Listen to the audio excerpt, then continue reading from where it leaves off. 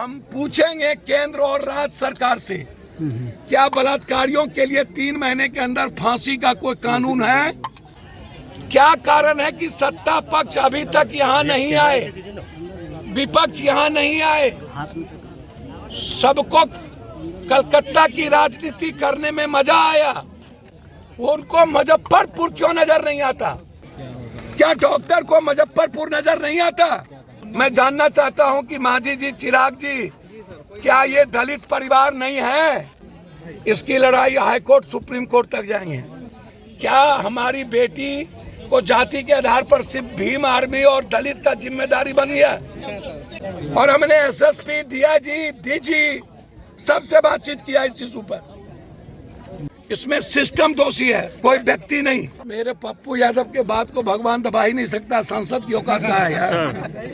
आप बेफिक्र रहें, सांसद में हम और चंद्रशेखर जी मिलकर सदन नहीं चलने देंगे। इस न्यूज के प्रायोजक है अफजल फर्नीचर। पूर्णिया सांसद पप्पू यादव रविवार को मुजफ्फरपुर के पारू थाना क्षेत्र में हुई घटना को लेकर पीड़ित परिवार से मिलने पहुंचे।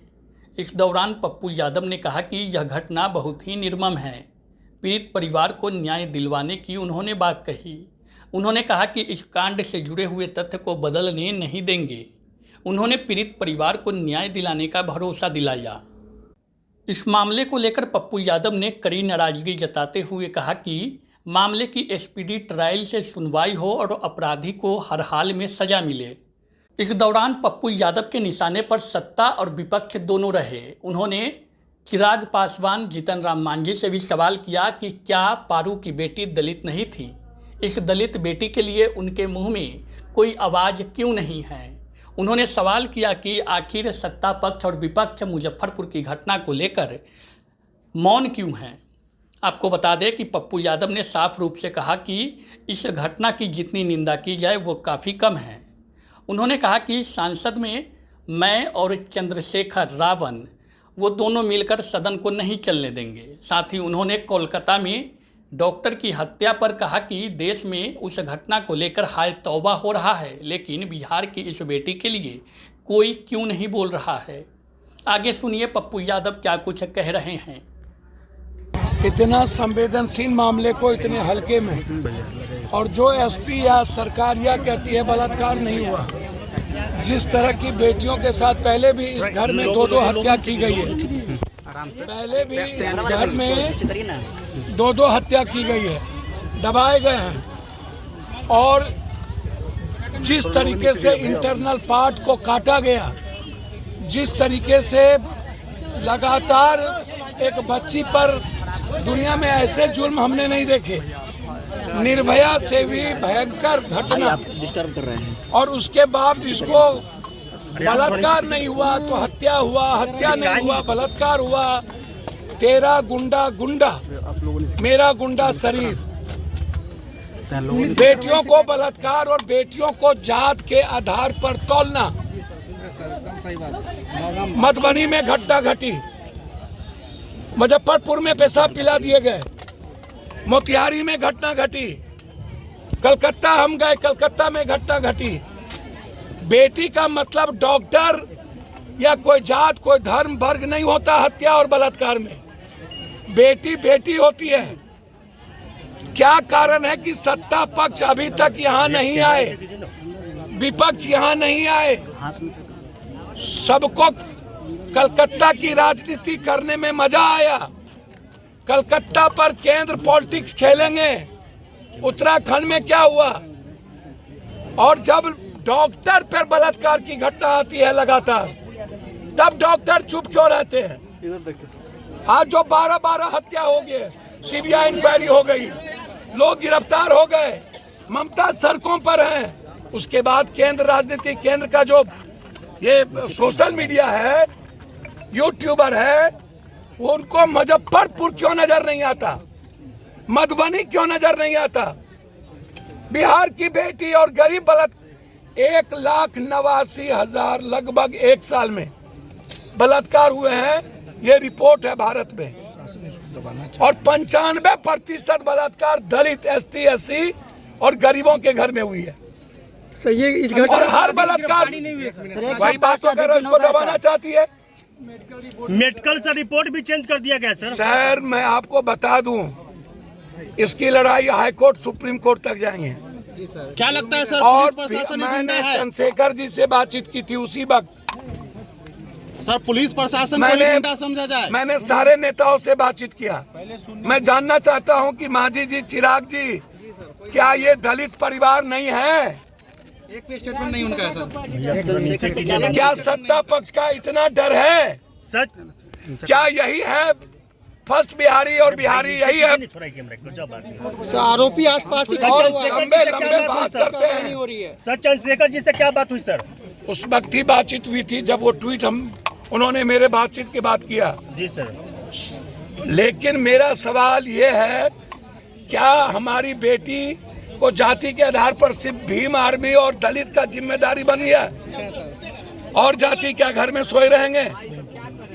विपक्ष जो दलित या ओबीसी और बैकवर्ड की बात करता है, हम उनसे जानना चाहते हैं, क्या बिहार में जो लगातार बलात्कार हो रहे हैं उसमें ओबीसी दलित उन्हें नजर नहीं आता? ये न्याय कब? बलात्कार करने वाला कोई जाति नहीं होता है। मैं धन्यवाद दूंगा विजय जी और सबको जिन्होंने सबसे पहले हमें खबर की, और हमने एसएसपी, डीआईजी, डीजी सबसे बातचीत किया इस इशू पर। लगातार सड़क से सदन तक इस मामले को हम उठाए रखेंगे। लेकिन यदि यहाँ के कोई सीनियर पदाधिकारी यह सोचते हैं कि इस हत्या को, इस बलात्कार को दबा दिया जाएगा, बीजेपी की सोशल मीडिया और भारत सरकार यह समझती है कि कलकत्ता की राजनीति पे, जबकि हाईकोर्ट संज्ञान ले लिया, ममता सड़कों पर है और गिरफ्तार हो गए। हम पूछेंगे केंद्र और राज्य सरकार से, क्या बलात्कारियों के लिए 3 महीने के अंदर फांसी का कोई कानून है? क्या ये 3 महीने के अंदर फांसी दे दी जाएगी? दूसरा, क्या इसके बाद कोई गरीब कमजोर दलित की बेटी या किसी भी जात की बेटी का बलात्कार नहीं होगा? और क्या जब डॉक्टर्स के द्वारा बलात्कार किए गए कई बार, तब डॉक्टर्स ने इतना हड़ताल क्यों नहीं किया? और आज राजनीति करने के लिए लगातार देश में आम लोगों के जिंदगी के साथ खिलवाड़ करना, क्या ये न्याय है? क्या डॉक्टर को मुजफ्फरपुर नजर नहीं आता? इसका पोस्टमार्टम रिपोर्ट बदलने सर पोस्टमार्टम रिपोर्ट और क्यों इसका बदला गया? पोस्टमार्टम रिपोर्ट बदलने वाला डॉक्टर, हाँ ये सवाल है मेरा। सर गिरफ्तारी में इतना देर क्यों हो रहा है? निर्भया हत्याकांड सर, भी था। गिरफ्तारी में देर क्यों हो रहा गया है? हल्का सा जा करके एक ठो छप्पर का घर ऐसे ठहल दिया। ये खाना पूर्ति है। सर वो खुलेआम ये क्या मिल है? जाता है, सुबह सर मार के इसमें फेंक पब्लिक देता है। को गुमराह करने के लिए और किया वो गया क्या? लगातार इस परिवार के साथ जुल्म किया है। और इस परिवार में इससे पहले 2 लगातार। हत्या और हुई है सर। इस परिवार में 2 हत्या और 2 हत्या पहले भी हुई, और प्रशासन ढीला है। ये आप समझिए। सर बिहार में डबल इंजन की सरकार सर विफल है क्या? सर ये सब बात हम नहीं करेंगे, इस पे राजनीति नहीं करेंगे। सुशासन बाबू की प्रशासन की सरकार का कहना है सर मुझे नहीं आता ऐसा बोल रहे। सर जी। सर डबल इंजन, किसी को नीतीश गाली, ममता को गाली, ये करने मुझे नहीं आता। सर पीड़ित इसमें पदाधिकारी, इसमें सिस्टम दोषी है, कोई व्यक्ति नहीं। ऐसी घटनाएं होती रहेंगी सर तब। सर ऐसी घटना तो घटी रही है। निर्भया के बाद 32% घटना घटी है, सर और इसके लोग समाज दोषी है। समाज सर तो ये कब तक समाज अपने जात को प्रोटेक्ट करती है। सर पीड़ित ए सुनिए, राम रहीम क्या है? कितने बेटी के साथ बलात्कार किया? और पैरोल पर कौन छोड़ता? आसाराम कौन है? ब्रजभूषण कौन है?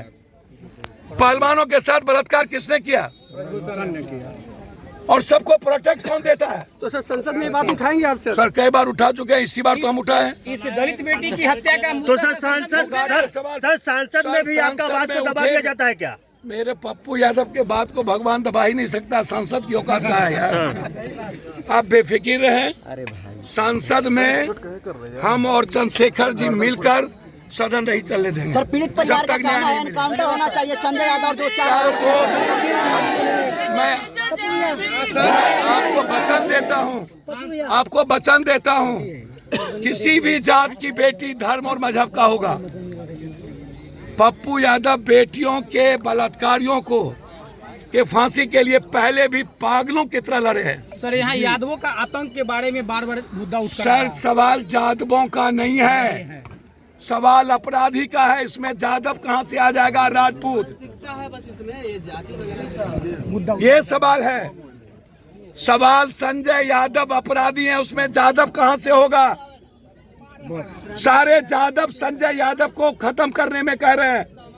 विजय यादव सबसे पहले ये लोग आकर के उसके खिलाफ लड़े।